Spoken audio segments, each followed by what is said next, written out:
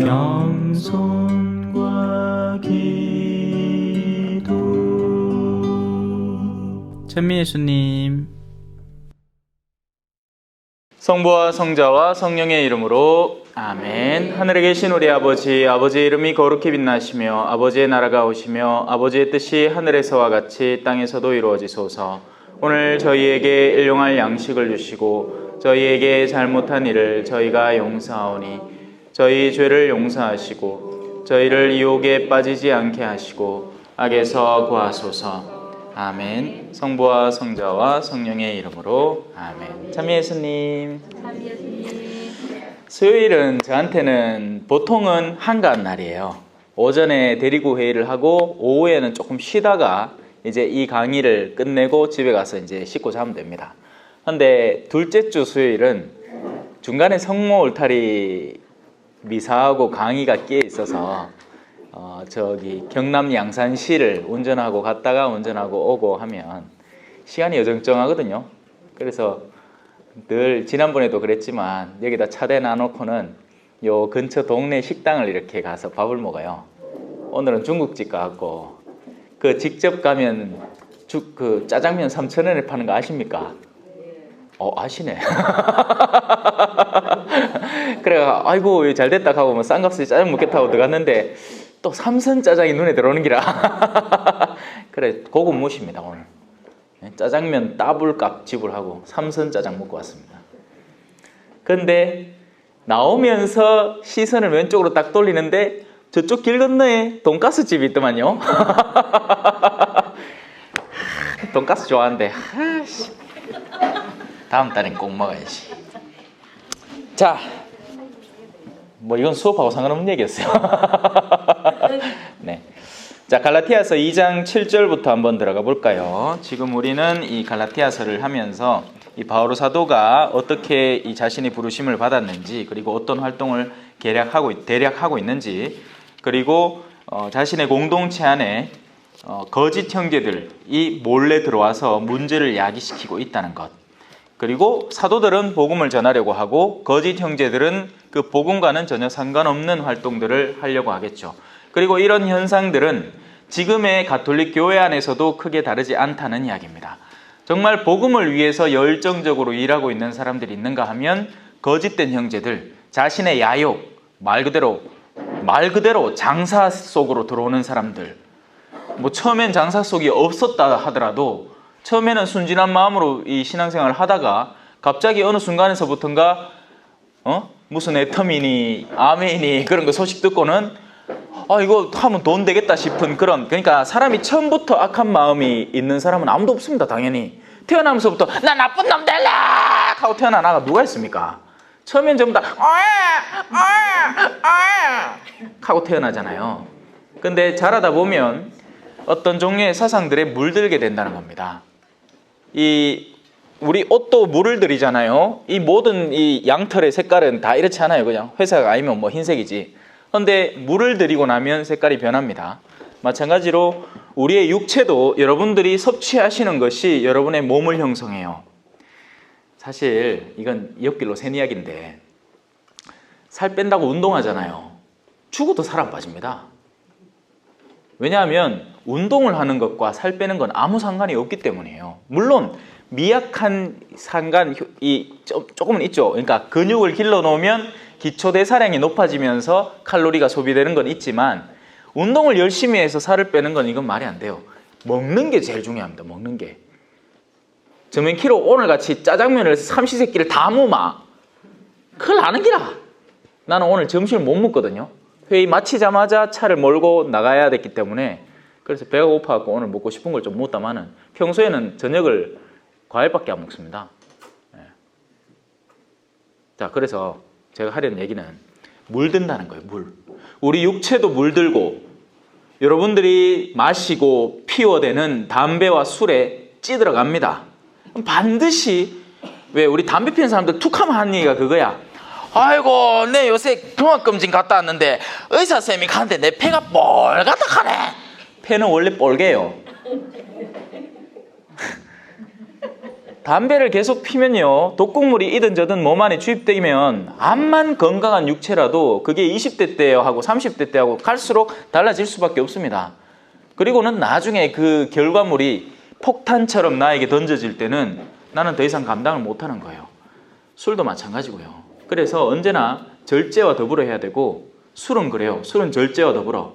담배는 윤리적으로 따지자면 이거는 끊는 게 제일 윤리적입니다. 하지만 중독된 사람은 어쩔 수 없겠죠. 그건 중독이에요, 중독. 그리고 처음부터 담배를 달가워서 피는 사람 누가 있습니까? 호기심에 피지. 어른들 한번 따라해 보려고, 멋있어 보려고 그렇게 피웠던 담배가 이제는 중독 상태에 이르는 거예요. 그 사람들이 흔히 하는 얘기가 담배를 피면 스트레스가 해소된답니다. 그 사람들에게는 맞는 얘기겠죠. 하지만 그 담배 핌으로 인해서 주변에 약이 되는 스트레스는 어떻게 감당하려고요? 그래서 자 주제는 그게 아니고, 주제는 뭐다? 물든다. 그래서 한 사람의 내면이 전에는 물들지 않았다가 지금은 악에 물들 수도 있고, 또 그 반대로 악에 물들어 있던 사람이 표백될 수도 있는 얘기죠. 그래서 언제까지나 희망을 놓치지 말고 그의 내면을 주시해야 돼요. 육신은 사그라 들어갑니다. 암만 우리가 담배를 안 피고 술을 절제해서 먹고 해갖고 잘 간수하더라도 언젠간 죽어야 돼요. 중요한 건 그 육신이 아니죠. 육신도 물론 영적 책임감 때문에 돌보아야 하는 겁니다. 육신을 단순히 육신의 건강만을 위해서 돌보자는 게 아니에요.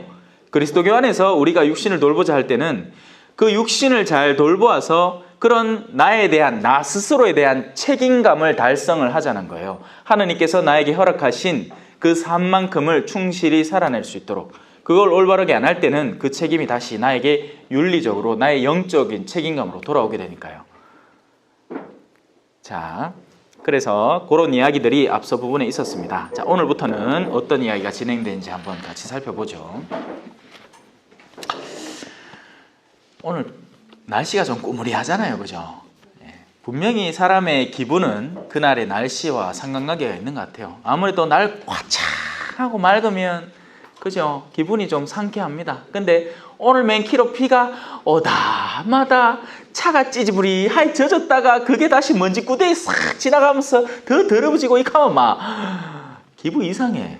내가 오늘 기분 이상하더라고요.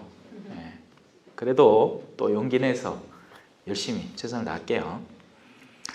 자, 그들은 오히려 베드로가 할례 받은 이들에게 복음을 전하는 일을 위임받았듯이 내가 할례 받지 않은 이들에게 복음을 전하는 일을 위임받았다는 사실을 알게 되었습니다.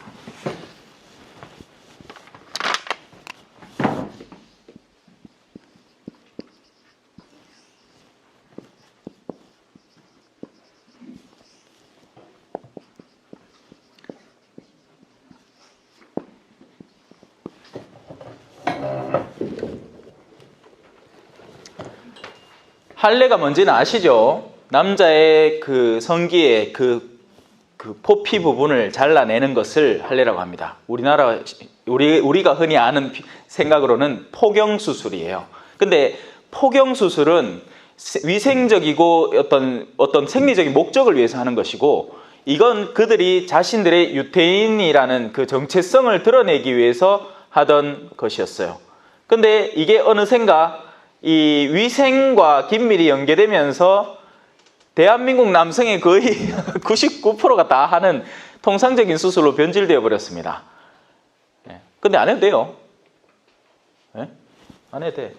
깨끗하게 씻으면 돼. 자, 신학교에서는 생명윤리도 배우고요. 심지어는 지구과학까지 배웁니다. 자, 그래서 그건 딴소리고. 자, 베드로는 할례 받은 이들을 책임지는 영역에서 하는 일이 있어요. 그리고 바오로 사도는 할례 받지 않은 이들의 영역에서 하는 일이 있습니다. 그게 뭘까요? 뭐라고 적혀 있습니까? 지금 읽어보세요. 방금 전에 읽었는데. 그렇죠. 복음입니다. 복음. 자, 복음이라는 이 중요 핵심 과제는 할례 여부와는 상관이 없다는 얘기죠. 한마디로 얘기하면. 복음은 할례를 받아도 전할 수 있는 것이고 할례를 안 받아도 전할 수 있는 것입니다. 옛날에는 이 할례라는 것이 너무나도 엄격하고 중요한 기준점이었어요. 마치 오늘날에 우리가 신자다 아니다를 뭘로 구분합니까? 세례 받았느냐 안 받았느냐로 구분을 하죠. 그거하고 크게 다르지 않아요. 세례를 받았느냐 안 받았느냐, 세례를 받을 자격이 되느냐 안 되느냐, 조당에 걸려 있느냐 마느냐, 우리는 엄청 따지고 듭니다. 오늘날이라고 오늘날 우리가 유대인들보다 더한 것 같아. 어찌 보면 할례야 끝이만 끌어내면 안 되나? 뭐 알고 온나니? 우리 치호 뭐 알고 온니? 우리 치호는 포경수술 했어? 아직 안 했어. 아, 그래서 그렇구나. 해보면 알아. 근데 안 해도 돼. 꼭 해야 되는 거 아니야. 자, 자, 복음을 전하는 일. 복음을 전하는 일이 핵심이라는 것입니다. 다만 그 핵심적 영역에서 담당이 달라질 뿐이에요. 자, 여기에다가 여러 가지 것들을 둘 수 있습니다. 예를 들어서 여기는 사제, 여기는 평신도. 사제만 복음을 전할 수 있습니까? 아니죠. 네. 아니, 오히려 여러분들이 복음을 더 전해야 됩니다. 왜? 복음이라는 것은 후레쉬를 비추는 일인데, 후레쉬는 어디다 비춰야지 후레쉬를 정상적으로 비추죠? 후레쉬는 어두운 곳에 비춰야죠. 그죠? 우리 초등학생들이 더 잘한다.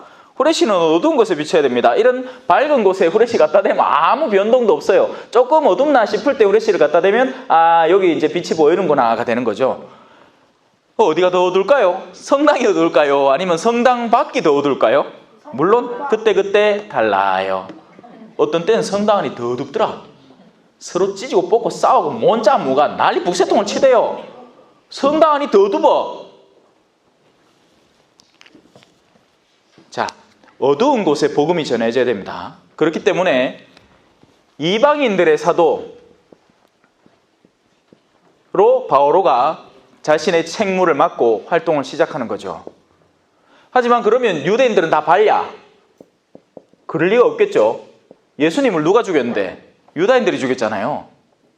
여기에도 어둠이 있고 여기에도 어둠이 있다는 겁니다. 다만 저마다의 달란트에 따라서 베드로는 이 유대인들 사이에 벌써 신임을 얻고 12사도단의 으뜸이고 하니까 이 영역에서 활동을 하는 것이고, 바오로는 그와는 상관없이 그야말로 이 천덕꾸러기에서 사도로 부름을 받았기 때문에 이방인들을 위해서 더 헌신적으로, 그리고 재능이 어마어마했던 겁니다. 이 바오로는. 그러니까 이 아까운 재능을 이미 간장이 뿌려진 음식에 그 이제 고춧가루만 더 얹으면 되는 그런 짜장면 그릇에다가 이거 부비는 것보다 간짜장에다가 그 하얀 면에다가 간을 섞어가면서 그걸 열심히 비벼야 돼요. 짜장면은 이미 비벼져 있어. 고춧가루는 뿌리면 돼. 이거는 더 섞어야 되는 거예요. 간짜장은. 비유가 확실하죠? 제가 오늘 먹은 게 그 간짜장이었거든요. 간짜장은 비비려고 하면 시간이 많이 들어. 공이 많이 들어요. 이거는 비비는 기술도 있어야 되고, 이런 거는 그냥 딱 짜장면 오면 그냥 비닐 덮인 채로 그냥 한번 싹 흔들면 5끼 고춧가루만 싹 뿌리면 돼. 근데 이 바오로 사도에게는 더한 자질이 존재했기 때문에 그 자질로 이방인들에게 복음을 전했어야 하는 겁니다. 왜? 이방인들은 복잡다단하거든요. 특히나 그리스 지방, 아테네 지역 이런 데는 사람들이 철학자들이기 때문에 더한 명민함으로 신앙을 재단한다는 겁니다. 유태인들은 기본적인 신앙감이 있었어요. 그래서 그들에게 이런 분이 예수님이다 하는 설명은 너무나도 그들의 내면에서는 받아들이기 쉬웠던 겁니다. 하지만 이방인들은 애시당초 바닥부터 새로 파야 됐어요.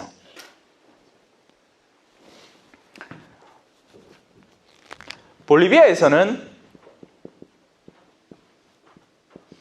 이 사람들은 하느님이 자신의 삶 안에 들어와 있어요. 비록 성당은 안 나온다 하더라도 우리가 옛날에 왜 우리 선앙당에 물 떠놓고 천지신명이시여 하던 우리 할머니만 해도 그랬대요. 당신이 젊었을 때, 전쟁 직전에 할아버지 먼저 돌아가시고 아들 데리고 피난이 댕기면서, 그 와중에 진짜 믿음이 없이는, 초월적인 존재에 대한 의탁이 없이는 못 살아가는 거예요. 그래서 복음을 전하는 게 훨씬 수월합니다. 몸만 뒤지. 볼리비아는 몸만 뒤요. 자기가 직접 운전을 해야 돼. 왜? 사람들이 운전 실력이 없어요. 차도 없어요. 누가 운전을 해주는 게 아니야. 봉성체 가자 하면 당연히 운전수는 나야. 나야 나 볼리비아 운전수 나야 나.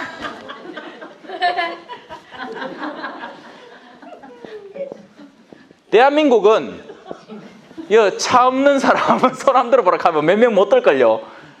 아니, 차는 없다고 쳐. 집에 차 한 대씩 없는 사람 손 안 들어 보이소. 다 있네. 우린 다 있어요. 그래서 심지어는 차가 2대씩 혹은 식구 수대로도 있어. 희한해. 그래, 차가 남아돌아. 봉성제 간다 하면 서로 태울라고. 와, 그래야지 레지오 활동 보고 하거든. 네, 오늘 신부님 차량 봉사이십니다. 그런 거라도 안 하면 할 말이 없는 기야.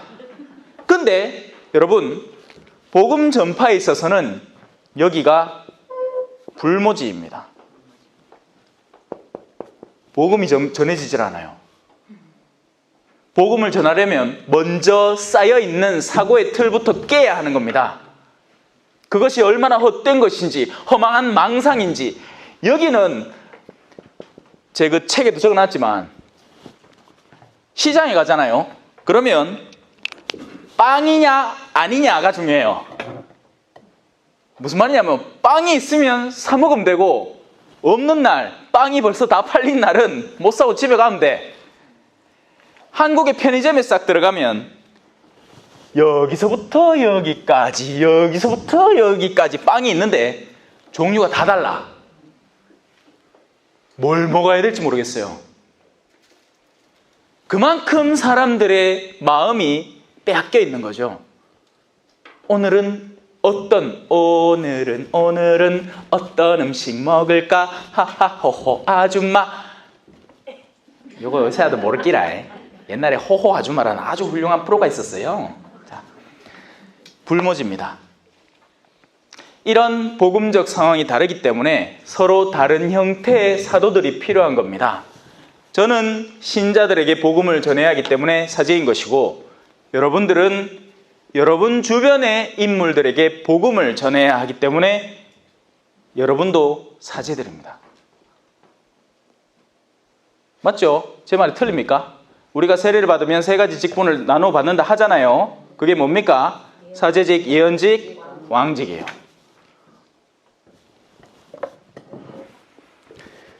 자, 그래서 핵심은 뭐다? 복음을 전하는 일입니다. 근데 그 복음은 어떻게 전해지느냐? 학술적인 논리로, 이론적으로, 논쟁으로, 세미나로 전해지는 것이 아니라 우리의 삶으로 전해져요. 복음은 여러분이 복음이 전해질 때 알아요.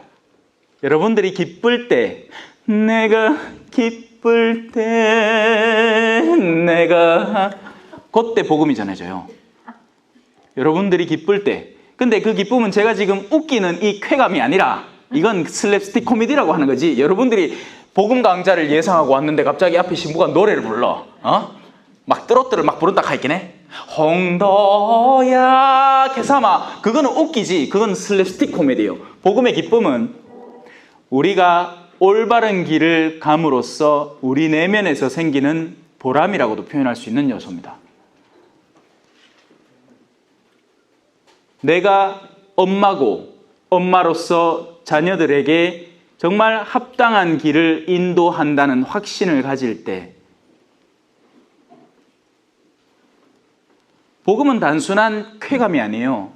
복음은 단순히 사람을 기분 좋게 하는 게 아니라고요. 자매 세이 모이가 한 자매가 시작한다. 우리 남편 안 있나? 내 어제 갔는데 내한테 뭐 간지 않아? 내 기분 나빠가지고 그래갖고 내 오늘 이혼하자 하려고. 옆에 자매가 맞지 힘들지 엄마야 맞다. 그하면 내 귀가 어떻게 들립니까? 기분 좋아. 내가 막 짜증내는데 나한테 동조해주고 있거든. 그건 복음이 아닙니다. 그때는 이놈의 옆에 내 정신 똑바로 차려라. 네가 없는 게 뭐 있노? 물론 그렇게 얘기하면 안 돼요. 그 역시 복음을 전하는 올바른 자세는 아니에요. 하지만 합당한 충고를 해줄 줄 알아야 합니다. 야야, 그래 생각하지 말고 너 그 남편 그래도 아직 성실한 사람 아이가 뭐 바람을 폈나 뭘 했나 그거 좀에 네가 그 감정적으로 심정 좀 상했다고 기분 나빠하지 말고 그래도 또 감사할 때 감사한 걸 좀 알고 그래야지. 근데 그 말 듣기십니까? 들을까요? 그 자매가 지금 딱불이 먹어치 나 있는데. 그래서 복음은 잘 안 전해져요. 엉뚱한 가르침들이 더 빨리 전파됩니다. 툭하면 휴대폰에 뭐 해가 내가 뭘 봤니? 어느 수녀님이 무슨 뭘 성모님이 움직이는 걸 봤니? 빛이 햇머리가 생겼는데 내 지금 시민운동장인데 햇머리가 생긴네 하고 사진을 찍어가 돌리고 이렇게 하면 그런 건 금방 퍼지.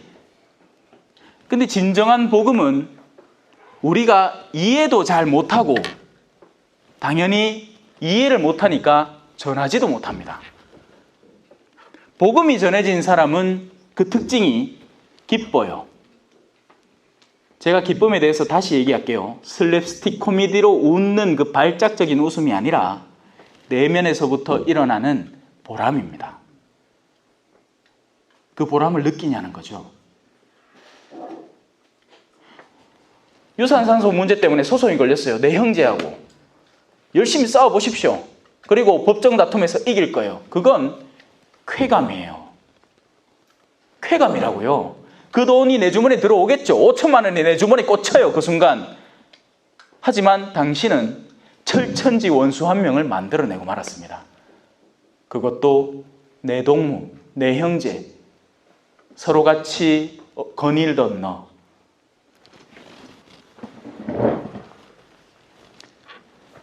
복음을 전해야 됩니다.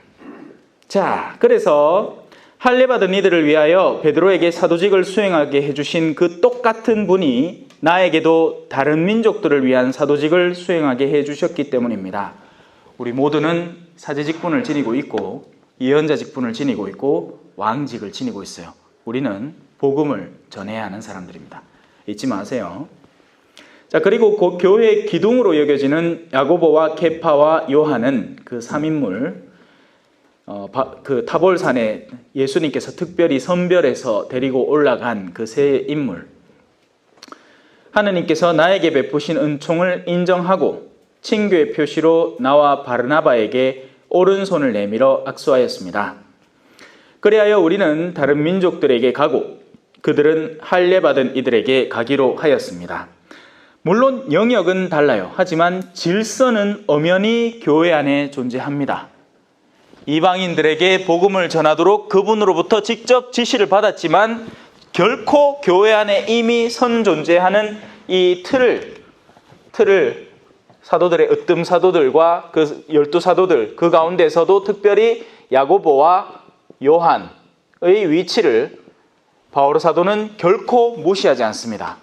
예수님도 10명의 중풍병, 10명의 나병 환자들을 고쳐주고 난 뒤에 자, 이제 너가 내 손에 직접 나왔으니 내 구세주의 능력으로 너가 바로 나왔으니까 너 하고 싶은 대로 해. 한 게 아니고 사제에게 가라고 했습니다.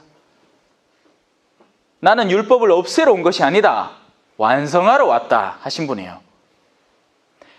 하느님이 이 세상에 보내신 아들 예수 그리스도 그리고 그분이 이 세상에 남겨놓으신 교회는 저승의 세력이 오더라도 무너지지 않을 하나이고 거룩하고 공본되고 사도로부터 이어져 오는 교회입니다. 그런데 우리는 곧잘 교회의 비판적인 시각을 가지고 교회를 공격하려고 들어요. 교회를 개선시켜야 됩니다. 그건 맞아요. 근데 교회를 공격해서는 안 돼요. 이건 전혀 다른 두 가지 차원이에요. 여러분, 교회는 개선되어야 됩니다. 밀과 가라지가 있을 때 그 가라지에 대해서는 합당한 조치들이 취해져야 됩니다. 그런데 막연히 교회에 대해서 비난하는 시각을 갖는 사람들이 오늘날에는 너무나 많아졌어요. 그게 마치 정의의 모습이냐, 모든 권위를 타파하는 것이 올바른 모습인 양 생각하는 거예요. 와, 여자는 사죄로 안 만들어주는겨! 뭐 이런 것부터 시작해서 와, 교회는 낙태를 허용 안 합니까? 까지 포함을 해서 제가 얼마 전에 또 영상을 하나 봤는데 낙태한 의사가, 낙태를 1,몇백 건 시행한 의사가 자신의 경험담을 이야기해 줍니다. 네. 뭐 그거 여기서 반복해갖고 무슨 의미가 있겠노, 그죠? 여러분, 낙태라는 게 왜 위험하냐면 단순히 이 사회적이고 경제적인 차원의 문제가 아니라 그보다 더 높은 영역, 영적인 차원의 문제이기 때문에 그래요. 그래서 영혼에 대해서 고민하지 않는 사람들은 이런 경우는 낙태할 수 있잖아요 라고 너무나 쉽게 이야기할 수 있습니다.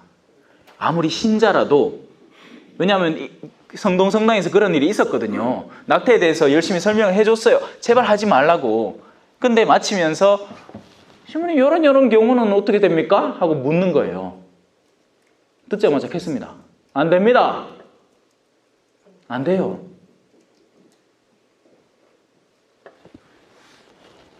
이게 그 생명의 뇌가 자랐느냐 안 자랐느냐, 그 생명이 몇 센치냐 아니냐, 이거의 문제가 아니에요. 영혼의 문제인 거예요. 그리고 영혼의 주인은 인간이 아닙니다. 바로 거기에서 수많은 부모들이 실패하기도 해요. 자기 자식들이 내 수중에 마치 어떤 물건인 양 간주하기 때문이죠. 내 욕구를 채워주는 도구로. 아니에요. 여러분과 친교를 나눌, 천상에서 다시 만날 천사들입니다. 인격성을 가지고 대할 줄 알아야 돼요. 그런데 어쩔 때는 막 내가 성질을 내다 보면 정말 사물 다루듯이 아이를 다뤄버립니다. 내가 아이에게 합당한 충고를 하는 것과 내 분노를 아이에게 표출하는 것은 전혀 다른 문제예요. 넘어갑시다. 잘 듣고 계신 긴지, 저 표정들이 오늘 날씨가 꾸무리하죠, 그지요? 예. 오늘 날씨 같네, 표정들이. 자,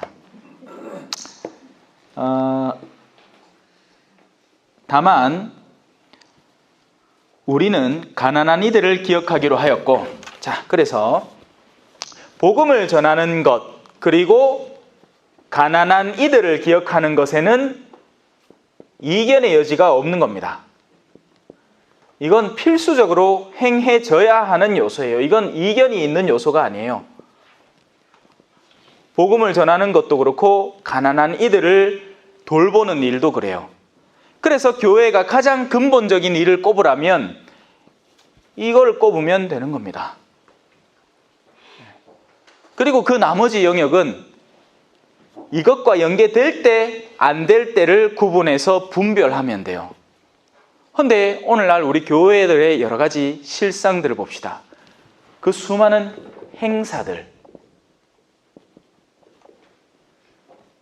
그 수많은 행사들이 정말 복음을 전하기 위한 밑거름일까요? 아니면 이든 저든 본당에 재정이 있는데 그걸 써제껴야 하는 어떤 일들로 변질되어 버린 걸까요? 아니면 복음을 전하는 것과는 전혀 상관없이 누군가의 야욕을 채우기 위한 수단으로 작용하고 있는 걸까요? 이런 일을 해서 올해 숫자가 얼마가 늘면 내가 다른 팀들보다 더 뛰어난 무언가가 되겠구나 하고 서로 레지오에들에서 막 싸우고, 꼬미심 활동 보고 때 우리 성당 꿀릴까봐 오만상 숫자 뿡뻥 튀기 애가가 막 구라치고,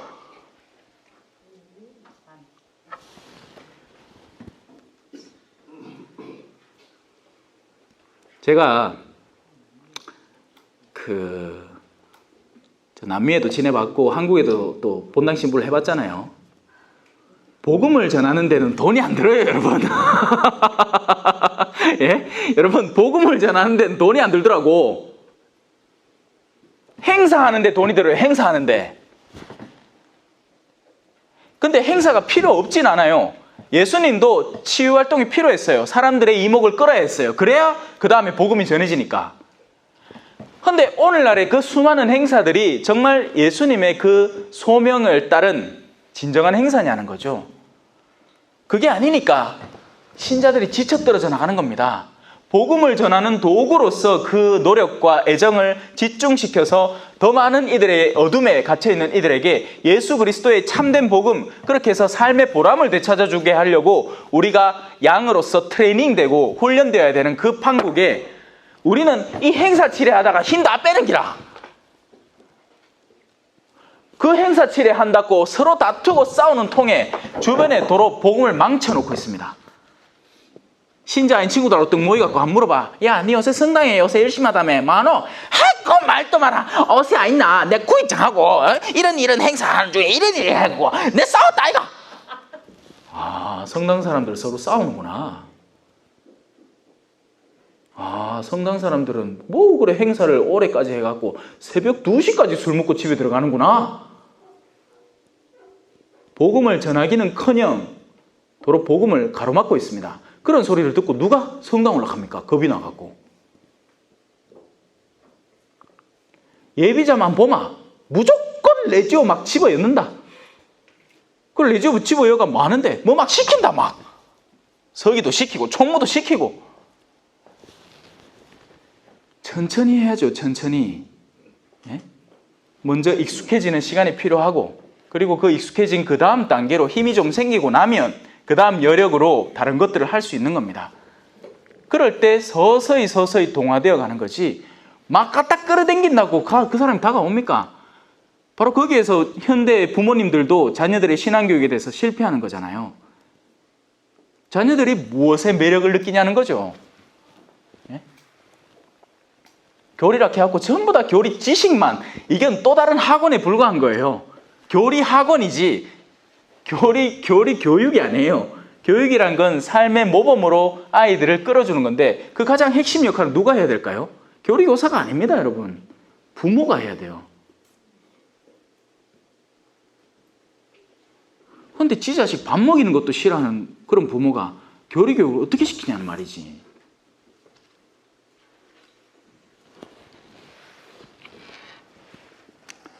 자, 그래서 이런 종류의 일은 이 복음 안에서도 일어납니다. 아니, 이 서간 안에서도. 한번 보세요. 바오로가 베드로를 나무랍니다. 둘 다 복음을 전하는 움직임 중에 있는데, 베드로가 복음과는 전혀 상관없는 활동을 하기 시작하자 바오로는 그 베드로의 행태를 나무라기 시작합니다. 그런데 게파, 베드로죠, 안티오키아에 왔을 때 나는 그를 정면으로 반대하였습니다. 참 베드로는 철딱서니는 없었나 봐. 에? 옛날에 예수님한테도 이 사탄아 물러가라. 너는 내 하느님의 일을 방해하는 방해꾼이다. 그런 소리 들었잖아요, 그죠? 그 직전까지 칭찬 들었는데, 근데 지금은 또 바오로가 됐던 베드로를 나무라고 있습니다. 한번 들어봅시다. 그가 단죄받을 일을 하였기 때문입니다. 예수님으로부터 으뜸사도로 선별된 하지만 예수님을 3번이나 부인을 하고 또 예수님의 부활 사건 이후에도 바오로 사도로부터 질타를 받습니다. 그 말은 곧 뭘까요? 성직자라고 해서 완벽하지는 않다는 거예요. 언제든지 흠이 생길 수 있다는 거죠. 그런데 지금 우리 한국 교회는 너무 중심화되어 있어요. 성직자가 중심화되려고 중심화된 게 아니고 신자들이 지나치게 수동적으로만 살아가니까 신부님이 알아서 다 해도 된다고 생각하는 거예요. 아닌 건 아니라고 얘기를 해줄 줄 알아야지. 신부님 돈을 그래 쓰시마. 요즘 사회에서도 돈은 그래 안 씁니다. 그래 하면 그건 일종의 횡령이에요. 해줄 줄 알아야지. 재정위원이라고 전부 다 끄덕끄덕 우리 자동차 앞에 얹어놓는 인형맨키로 끄덕끄덕 하고 있으면 됩니까? 물론 이 중에는 없겠지. 없다고 칩시다. 아니, 이 성당엔 그런 일이 없겠지. 저는 이 성당에만 가는 게 아니고 죽도 성당에 가도 가고 성동 성당에 가도 가고 온만데 다 가요. 내 그 동네 현실을 하나도 모르잖아. 에? 행사가 있을 때는 복음의 핵심에 가 닿는 일이어야 그 행사가 정당성을 갖습니다. 아니면 적어도 가난한 이들에게 실질적인 도움을 주는 요소여야 해요.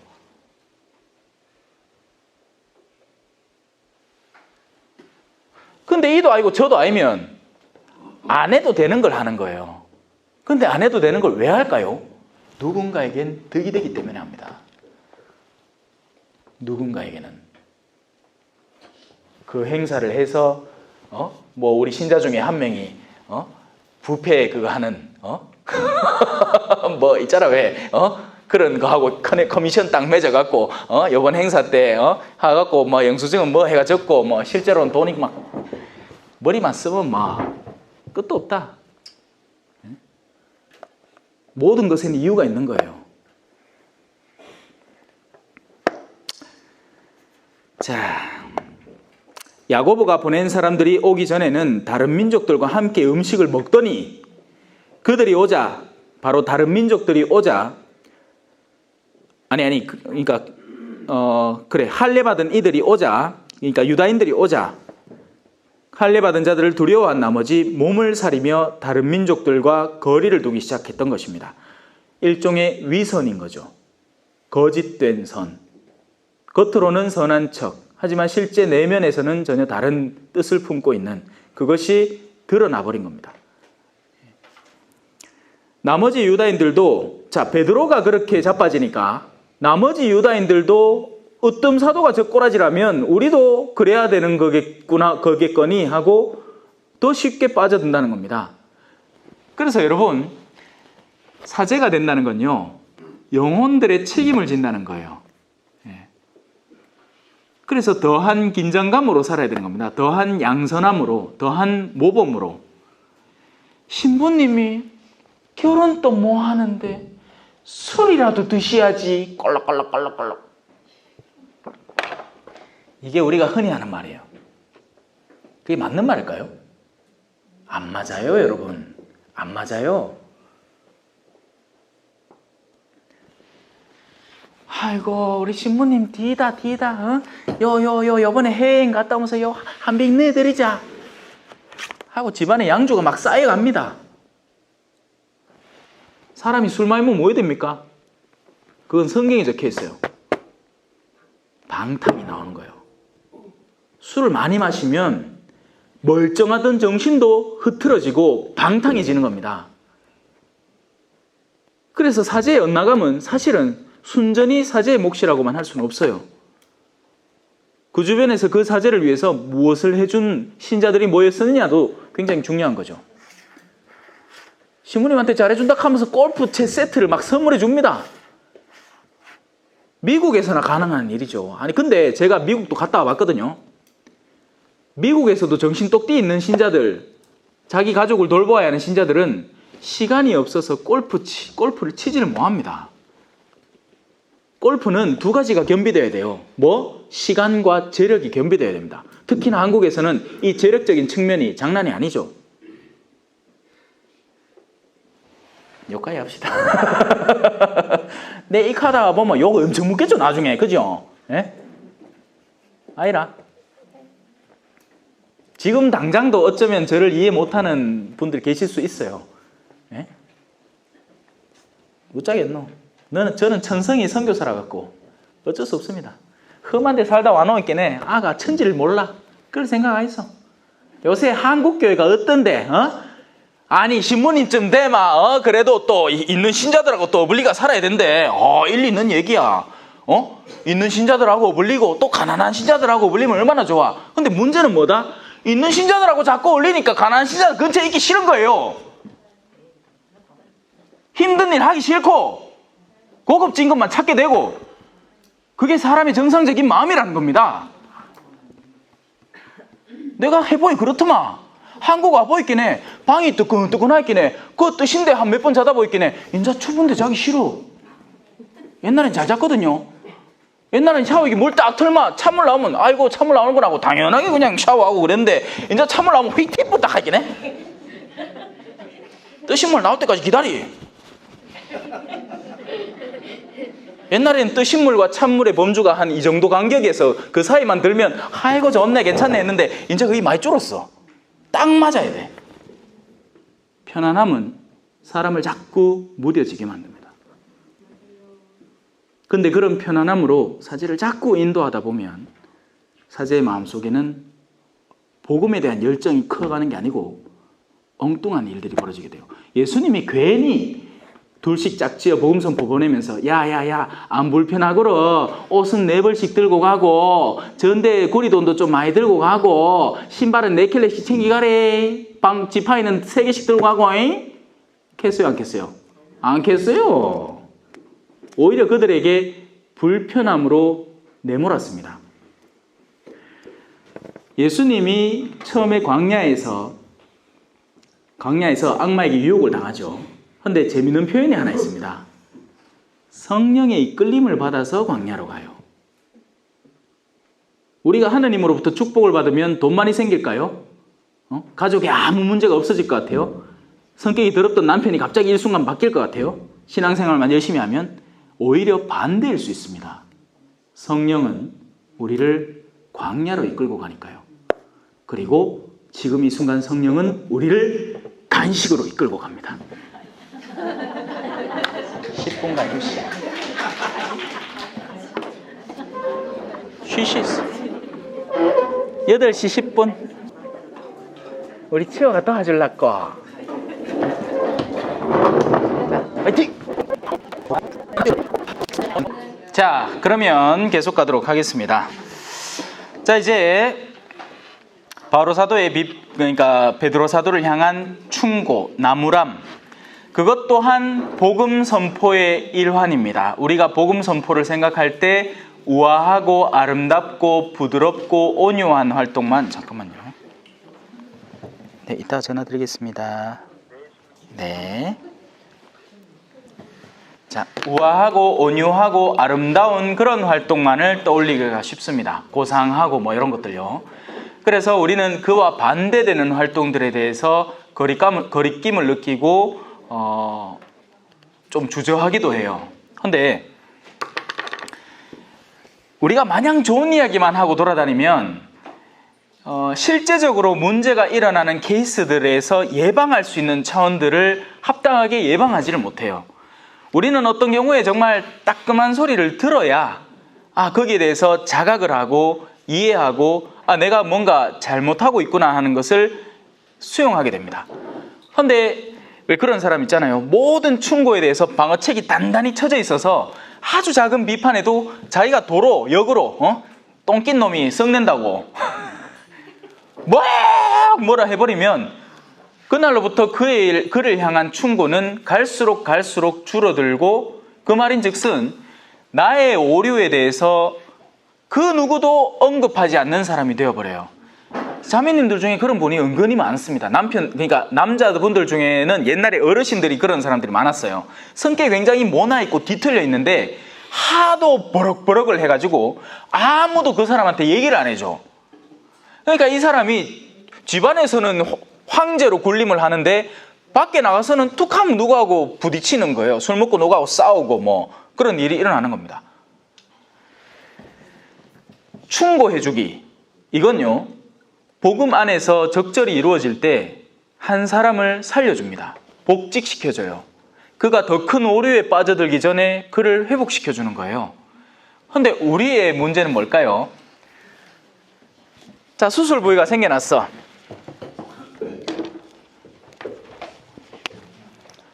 자,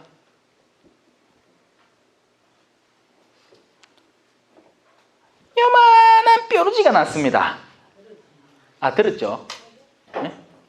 자, 수술합시다 하고는 뭘로 한다? 도끼로 땡강. 이게 문제인 거야. 수술은 어떻게 해야 되죠? 메스로 필요한 부위를 도려낼 줄 알아야 됩니다.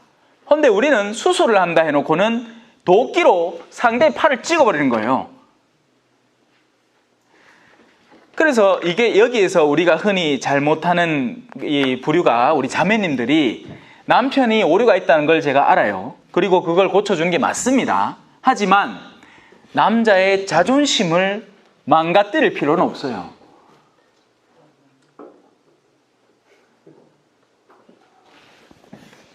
온유와 친절과 보살핌이 부족한 사람들에게서 일어나는 오류입니다.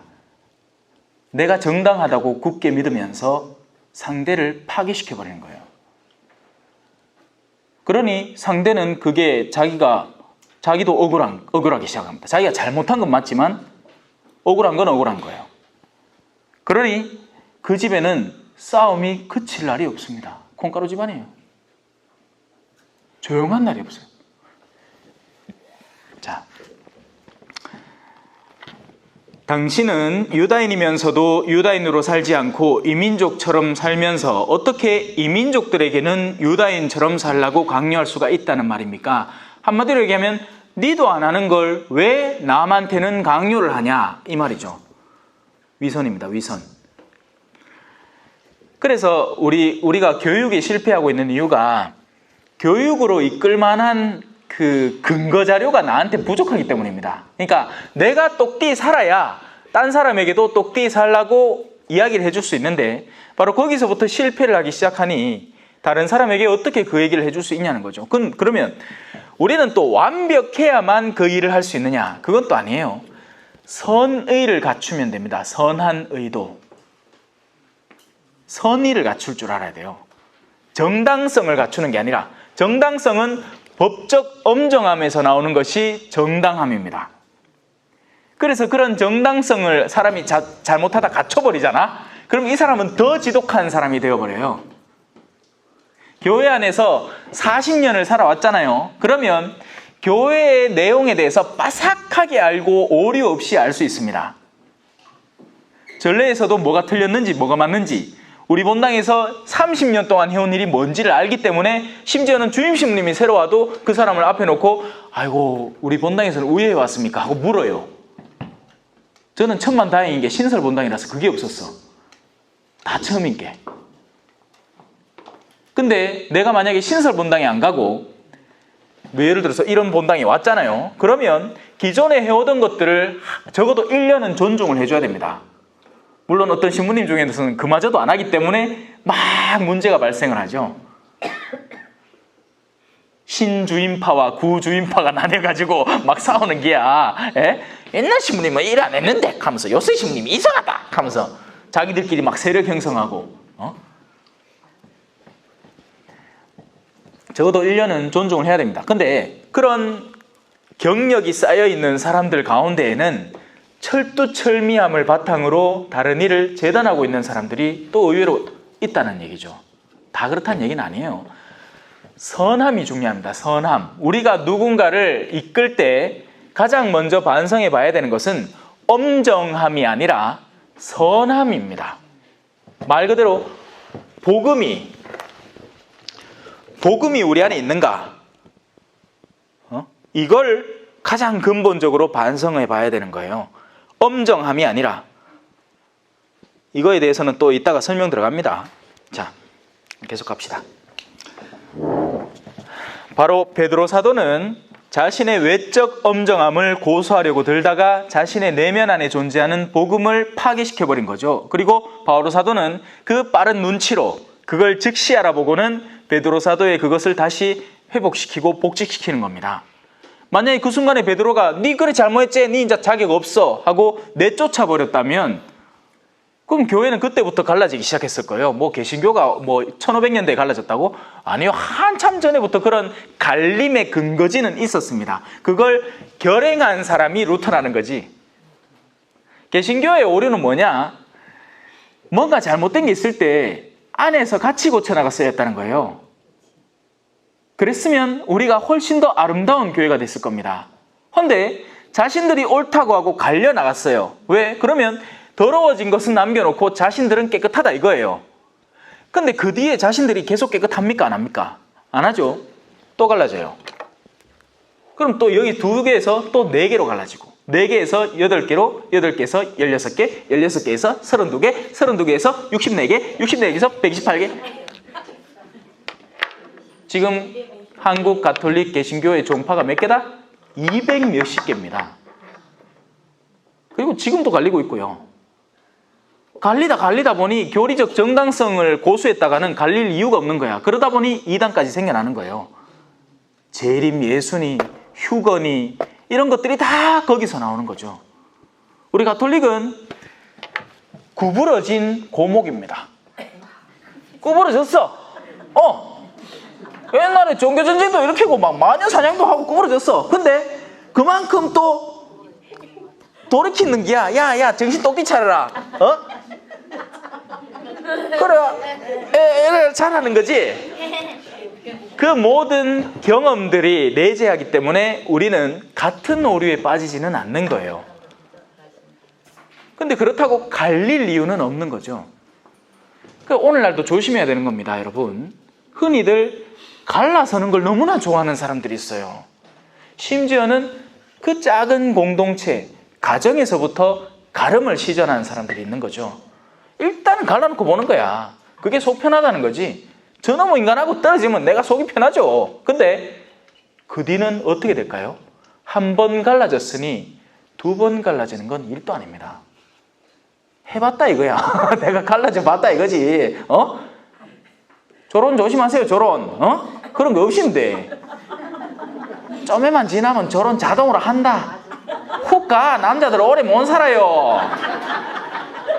지금 남자들 사는 꼬라지 보세요. 직장에서 까이지, 집에서 까이지. 속이 시끄러워 살겠나? 금방 간다. 걱정 마 있어. 몰라, 우리 자매님들이 지금 상태가 어떤지 모르겠지만 아직 낭구님 살아 계시마. 좀만 기다리라고. 자, 이제 믿음으로 얻는 구원 파트로 한번 들어가 봅시다. 자, 이게 다 연계가 되는 겁니다. 베드로가 자기가 드러낸 그 자신이 생각하는 올바름의 관념은 바로 여기에 해당되는 거였던 거죠. 율법에 따른 의로움의 행위, 율법에 따른 행위. 거기에서 베드로는 자신의, 지금 이 검은색이 잘 안 나와서 이걸 써요. 빨간색으로 써서 죄송합니다. 이런 거에도 또 민감한 자매님들이 있더라고. 빨간색으로 쓴다고. 빨간색으로 내 이름만 안 쓰면 되잖아. 그것도 미신이에요. 그리스도인은 과감하게 빨간색으로 자기 이름을 딱 쓰고도 괜찮아. 죽이랑 난 겁 안 나. 그리스도인들은 자유로운 사람들이에요. 이런 것들을, 모든 것들을 만들어내서 거기에 구속되는 사람들이 어리석은 사람들인 거죠. 다만 그런 사람들이 주변에 있을 때는 그걸 존중해 주는 것이 믿음이 약한 이들에게 믿음이 약한 이들이 되어준다는 겁니다. 초등학생이 앞에 와서 나한테 얘기를 하는데 하면 안 돼요. 자세를 낮춰서 그래, 그렇구나 해줄 줄 알아야 된다. 베드로는 율법에 따른 의로움의 행위를 추구한 거죠. 그래서 이방인들하고 같이 밥 먹다가 유대인들이 들어오니까 화들짝 놀라가지고 지가 뿅 튕겨 나온 겁니다. 우리는 본디 유다인으로 죄인들인 이민족이 아닙니다 라고 바오로 사도는 자신들의 유다인의 직분에 대해서 두둔하는 것처럼 이야기를 합니다. 하지만 그 보다 본질적인 의미는 다른 데 있어요. 그러나 사람은 율법에 따른 행위가 아니라 예수 그리스도에 대한 믿음으로 의롭게 된다는 사실을 우리는 알고 있습니다. 이걸로 우리가 의로움에 도달하는 것이 아니고 믿음을 통해서 의로움에 도달하게 됩니다. 그리고 한참 동안을 바오로 사도는 이 율법과 믿음의 대결 구도로 믿음을 확실히 부각시킵니다.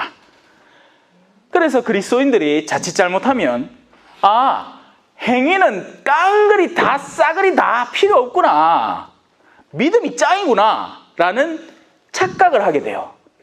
흔히 이 개신교 형제들에게서 발견되는 요소가 바로 그 부분입니다.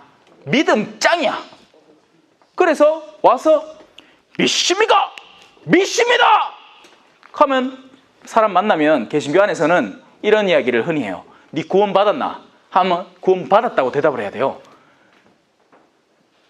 구원 받았다고 얘기를 해야 돼요. 내가 지금 어제 마누라 기대기를 3차례를 사정없이 때리고 와도 내가 우리 아를 막 진짜 막 죽기 직전까지 밟다 와도 나는 구원 받았냐는 질문에는 나 구원 받았다고 하는 거예요. 왜?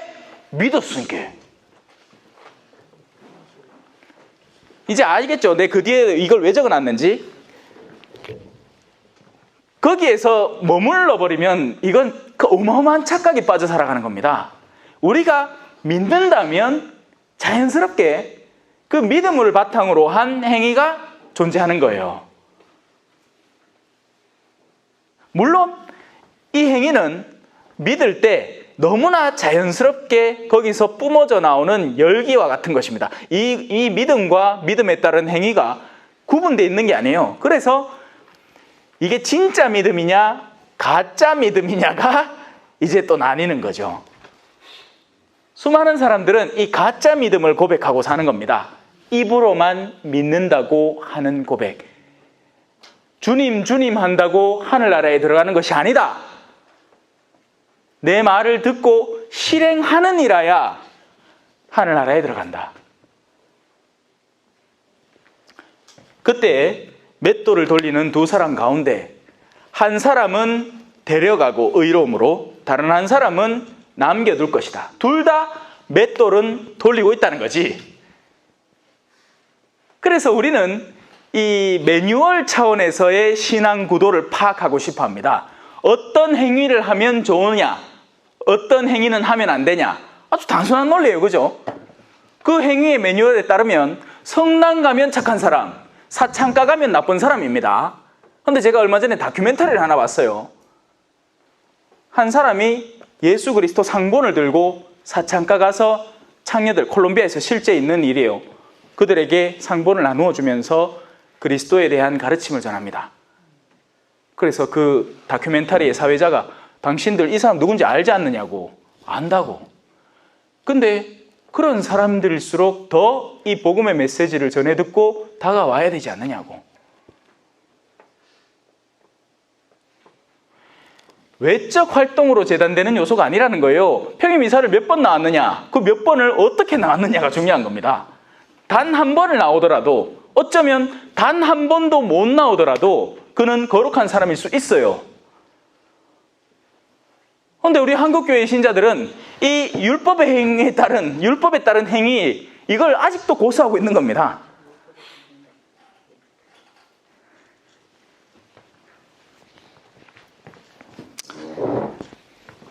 사람은 율법에 따른 행위가 아니라 예수 그리스도에 대한 믿음으로 의롭게 된다는 사실을 우리는 알고 있습니다. 그래서 우리는 율법에 따른 행위가 아니라 그리스도에 대한 믿음으로 의롭게 되려고 그리스도 예수님을 믿게 되었습니다. 그럼 자연스럽게 주제가 이제 이거에는 이해를 하셨죠? 그죠? 율법에 따른 행위라는 것이 오늘날 교회 안에서 어떤 모습으로 드러나고 있는지, 레조에 충실한 단원이라고 해서 그 외적인 레조에 충실하다는 요소가 곧 의로움을 달성했다는 것이 아니라 어떤 식으로 레지오에 충실하고 있느냐도 살펴봐야 한다는 겁니다. 레지오를 정말 성모님의 영성을 정말 만년에 이렇게 살아나가고 퍼뜨리기 위해서라면 그 레지오는 분명히 거룩한 레지오예요. 그런데 요거 요 2차 주회가 더 매력적이고 그런 사람들과의 거짓된 친교, 술자리의 친교를 즐기기 위해서 그 레지오를 열성적으로 하는 사람이라면, 혹은 레지오의 여러 단체의 그 계급들이 탐나고 자신이 벌써 레지오에서 단장 자리를 꿰차봤기 때문에 이제는 꼬메시움, 세나투스 이런 데로 한참 올라가 보고 싶은 그런 욕구에 사로잡혀 있을 가능성도 배제할 수 없다는 겁니다. 자, 이거는 이해를 했어요. 이해를 했다 치고 넘어갑시다. 자, 이제 이걸 이해해야 됩니다. 믿는다는 것은 과연 무엇일까? 믿는다는 건 뭐죠? 믿는다는 건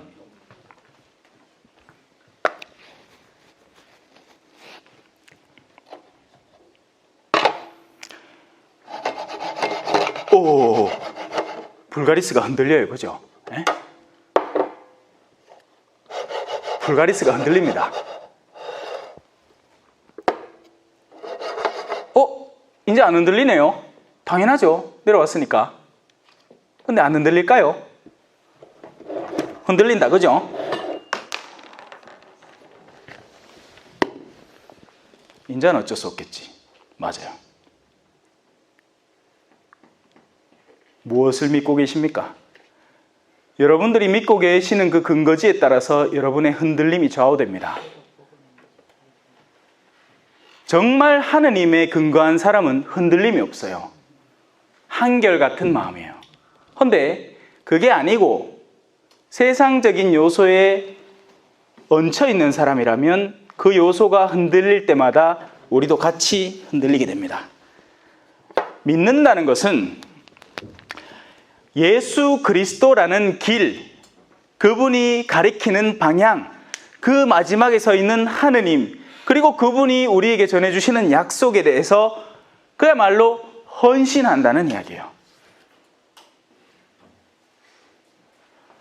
그러니 오늘날에, 그러니까 예수님이 그 말을 하셨잖아요. 이거 내 말이 아니고 예수님이 하신 말이에요. 내가 다시 돌아올 때 이 땅에서 믿음을 찾아볼 수 있겠느냐? 이건 당신의 정당한 의문이에요. 왜냐하면 믿음이라는 사건은 믿기만 하면 돼. 근데 그 믿음이 형성이 안 되는 거예요. 그 믿음이 올바로 있을 때 회개도 올바로 일어나는 것이고, 그 믿음이 올바로 있을 때 그 믿음에 따른 행위도 완성되어 가는 것인데, 그 첫 믿음이 제대로 형성될 것이냐? 왜? 그 믿음을 전해야 할 이들부터 믿음을 상실해 갈 테니까, 용기를 잃어갈 테니까요. 끊임없는 박해, 너희는 내 이름 때문에 모든 사람에게 미움을 받을 것이다.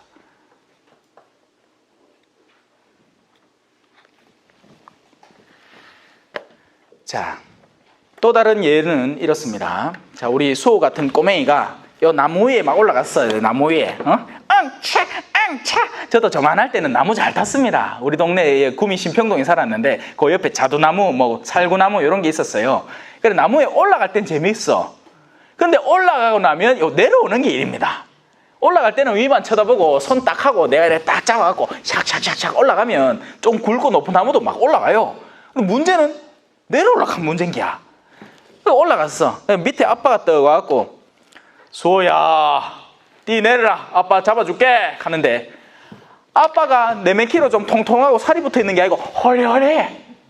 수호야, 띠 내렸다가는 아빠 빼부러지겠는 게야.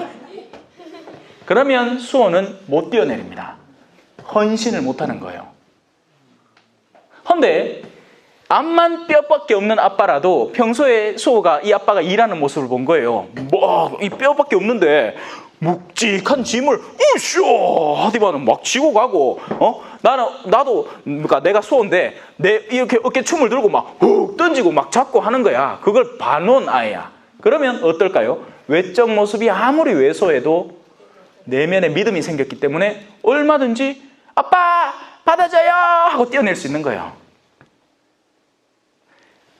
하느님에 대한 체험이 부족한 오늘날이 됐습니다. 뛰어내렸을 때 두려워 죽겠는 거야. 그러니 그 언젠가는 부러져 버릴 나무까지 꼭 붙들고는 계속 붙어 있는 거예요. 언제까지? 지팡이를 다 떨어질 때까지. 하루 빨리 뛰어내리면 아빠가 탁 받아줘갖고 집에 가고 대신밥 먹고 벌써 쉬고 있을 낀데 그거 재고 앉았는 기야. 말로는 뛰어내린다 해놨어. 세례때다. 세례때다 뛰어내린다 했어요. 세례때다 끊어버립니까? 예, 끊어버립니다. 끊었습니까? 안 끊었어 하지. 못 끊었다 할기네. 악마가 주는 매력이 장난이 아니야. 미워해보니까 재밌거든. 쫄깃쫄깃하고. 사랑하는 것보다 미워하는 게 더 재밌어서 미워해요. 미워하는 게 싫어서가 아니고 미워하는 게 사랑하는 것보다 더 나은 옵션이라서 미워하는 거예요. 안 그래요? 아니면 사랑을 하든가. 사랑을 했다 우리가 만나. 자, 그래서 이제 다시 한번 가봅시다. 15절 16절입니다. 그래서 우리는 율법에 따른 행위가 아니라 그리스도에 대한 믿음으로 의롭게 되려고 그리스도 예수님을 믿게 되었습니다. 어떠한 인간도 율법에 따른 행위로 의롭게 되지는 않기 때문입니다. 바로 이 의로움이라는 관념에 대한 이 이해의 차이인데요. 자, 이게 울타리입니다. 울타리. 이게 울타리예요. 그러면 나는 양이야. 주인님 하는데 울타리 바깥은 울타리를 왜 쳐놨을까요? 나가지 말라고. 또 반대는 뭐죠? 나쁜 게 들어오지 말라고. 그럼 저 밖에 뭐가 있다? 이리가 있는 겁니다. 독초가 있고요. 근데 그 이리와 독초는 가만히 있는 존재가 아니라 우리에게 매력적인 모습을 하고 우리를 꼬셔내는 존재들입니다. 그래서 가지 말라고 세워놓은 게 뭐다? 울타리다. 울타리는 막으려고, 나가는 걸 막고 들어오는 걸 막기 위해서 세워놓은 겁니다. 울타리 근처에 가면 어떻게 될까요? 예수님은 이쁘긴 한데 뭐야 저 이쁜 꽃이 저기 있네. 아이고 뭔 놈 버섯이 이렇게 뻘가 이쁘겠노. 뭐 볼까. 독버섯이에요. 울타리는 죽음을 막기 위해서 존재하는 것이지 그 울타리의 존재 자체가 우리를 예수님께 이끌어가지는 못합니다. 울타리는 겨우 죽음이나 막을 뿐이에요. 낭떠러지에 떨어지는 걸 막고 독초를 먹는 걸 막고 이리에 공격당하는 걸 막아줄 뿐이죠. 근데 우리는 어떻게 살고 있느냐? 와, 울타리 좋다. 울타리 타고 놀고 있는 게야. 그래서 늘 신부님한테 묻는 질문이, 신부님, 성금요일 날 금육 때 이 가루로 된 고기는 묻어도 됩니까?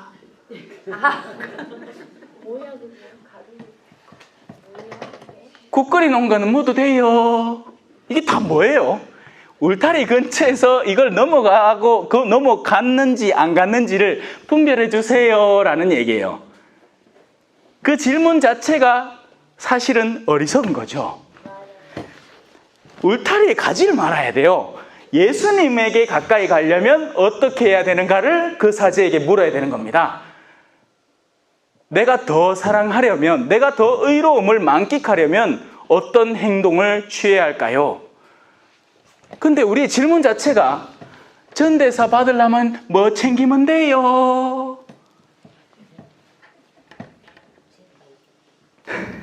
전대사 받으려면 성지순례 한번 하고 교회가 인정한 곳으로 그 전에 그러니까 성사 보고 성체 모시고 그렇게 성지 방문하면 전대사 없습니다. 규정상으로는 그래요. 하지만 본질상으로는 모르지.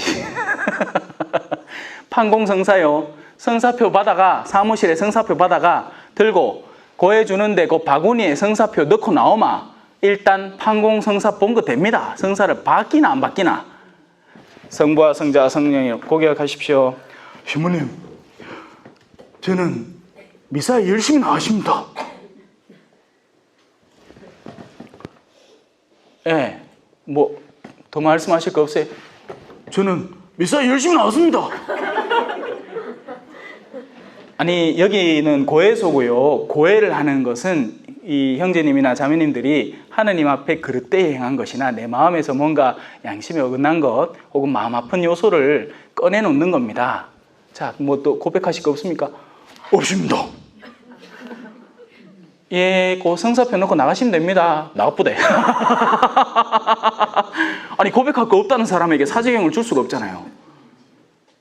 사제경은 무엇을 위한 은총의 도구다? 죄지은 이에게 회개, 용서의 은총을 베풀기 위한 도구인데 용서받을 이유가 없는 사람인데 용서를 왜 전해줘요? 그 사람은 성사표 냈고 판공 본 거예요. 맑고 깨끗한 사람이죠. 그러길 바라야지. 과연 그럴까? 자, 어떠한 인간도 율법에 따른 행위로 이렇게 되지는 않기 때문입니다. 그런데 그리스도 안에서 의롭게 되려고 애쓰는 우리 자신도 죄인으로 드러난다면 결국 그리스도께서 죄의 종이시라는 말입니까? 결코 그렇지 않습니다. 내가 헐어버린 것을 다시 세운다면 나 자신이 범법자임을 증명하는 것입니다. 나는 하느님을 위하여 살려고 율법과 관련해서는 이미 율법으로 말미암아 죽었습니다. 나는 그리스도와 함께 십자가에 못 박혔습니다. 이제는 내가 사는 것 아니요 예수 그리스도 사시네. 이제는 내가 사는 것 아니요 예수 그리스도 사시네. 예수 그리스도 내 안에 사시네. 그 노래잖아요 이거. 이제는 내가 사는 것이 아니라 그리스도께서 내 안에 사시는 것입니다. 내가 지금 육신 안에서 사는 것은 나를 사랑하시고 나를 위하여 당신 자신을 바치신 하느님의 아드님에 대한 믿음으로 사는 것입니다. 그게 아니라면 이미 육신에 살 이유 자체가 존재하지 않습니다. 나는 하느님의 은총을 헛되게 하지 않습니다. 그런데 율법을 통하여 의로움이 온다면 그리스도께서는 헛되이 돌아가신 겁니다. 예수님께서 율법의 심판을 받아서 돌아가셨어요. 맞죠? 왜냐하면 그 전까지 율법이 최초로 주어졌을 때는 그 본질적인 의미로 주어졌습니다. 하도 헛짓거리하는 이스라엘들에게 너희가 자꾸 그렇게 죽음 쪽으로 가다가 진짜 죽었분데 그랬기에 내가 십계명을 세워주마.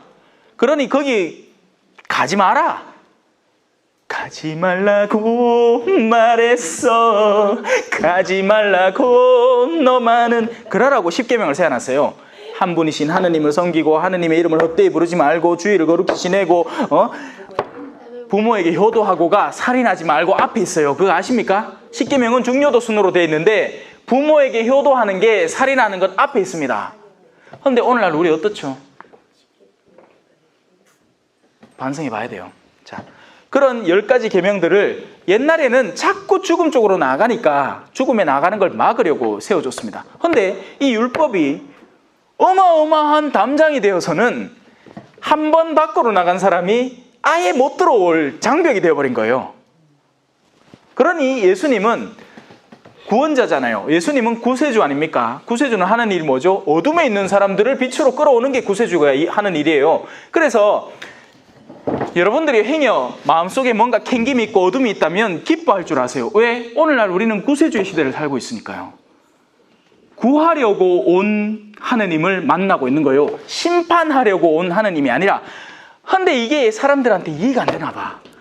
나는 이해가 돼서 좋아 죽겠는데 예수님을 만날 때마다 기쁘고 성체를 모실 때마다 내 마음에 기쁨이 넘쳐나고 있어요. 예수님 만난 날부터.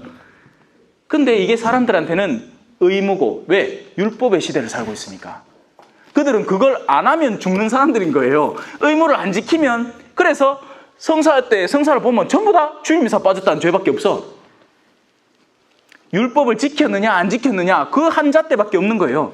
내가 내 마누라를 미워했는지, 내가 내 남편을 뻐이두고도 드라마에 잘생긴 배우 보고 마음을 빼앗겨 본 적이 없는지 이런 거 반성도 안 해. 죄도 아니래. 바로 거기에서부터 다툼이 시작되고 싸움이 시작되고 온갖 불화와 분노와 시기와 모든 어둠들이 시작됐는데 그 마음의 근본 방향성은 점검을 안 하는 겁니다. 나는 살인 안 했다 이거지. 너희는 살인하지 말라는 계명을 들었다. 하지만 다른 이에게 증오를 품는 사람은 이미 그를 죽인 것이다. 예수님도 유다인들에게 얘기했죠.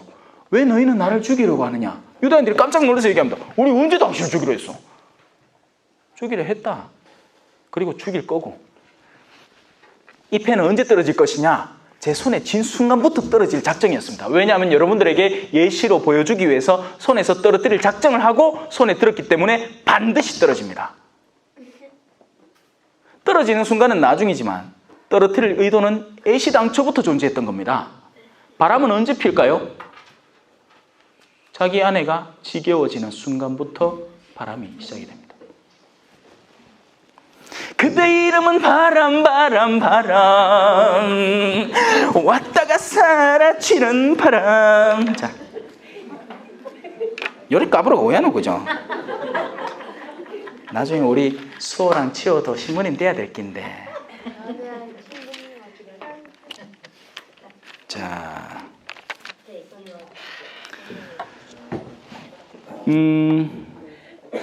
그래서 그 말을 하고 있는 겁니다. 이 바오로 사도는 이 믿음의 사도예요. 바오로 사도는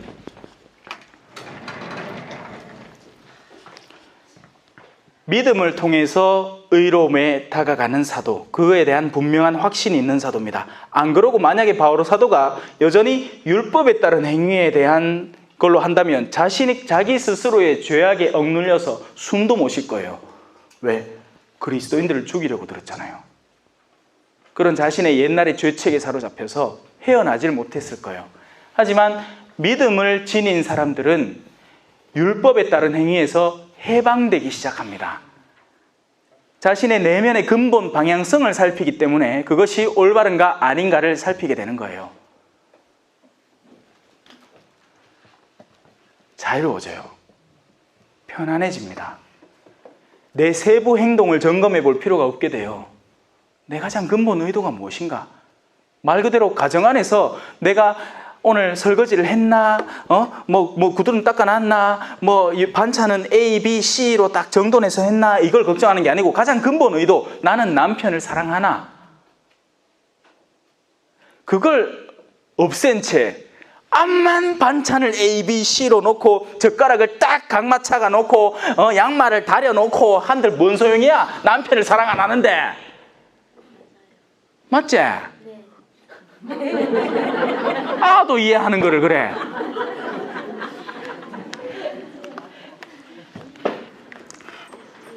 자, 그것이 바로 믿음으로 얻는 구원의 핵심 내용, 여러분들이 이해하셔야 하는 부분, 그리고 그 이해한 바를 살아가셔야 하는 부분입니다. 이걸 우리가 실천하기 시작할 때 여러분들은 행복해져요.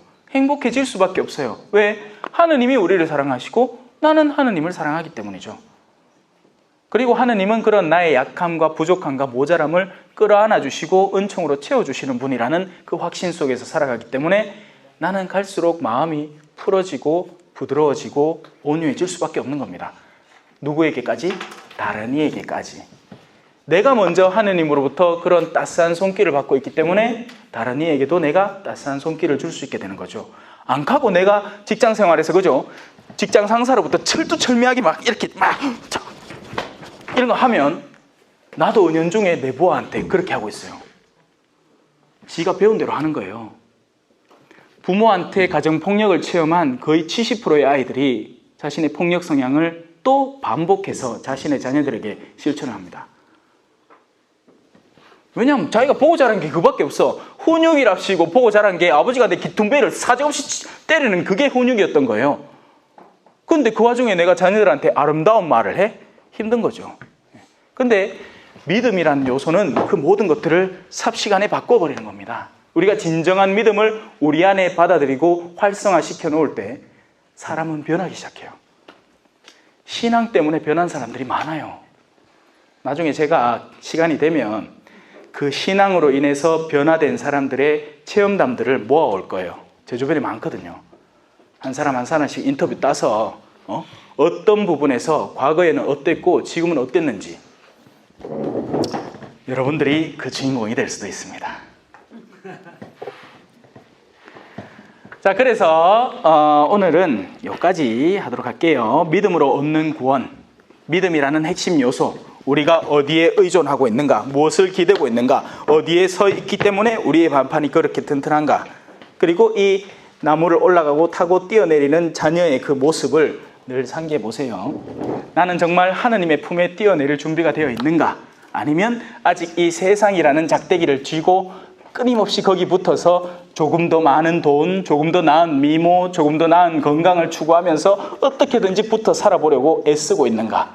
힘을 조금만 빼면 죽는 게 아니고 하느님으로부터 구원을 얻을지도 모릅니다. 힘 좀 빼고 사있어.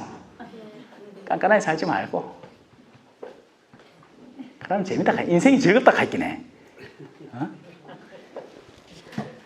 성부와 성자와 성령의 이름으로 아멘. 영광이 성부와 성자와 성령께 처음과 같이 이제와 항상 영원히 아멘. 성부와 성자와 성령의 이름으로 아멘. 감사합니다.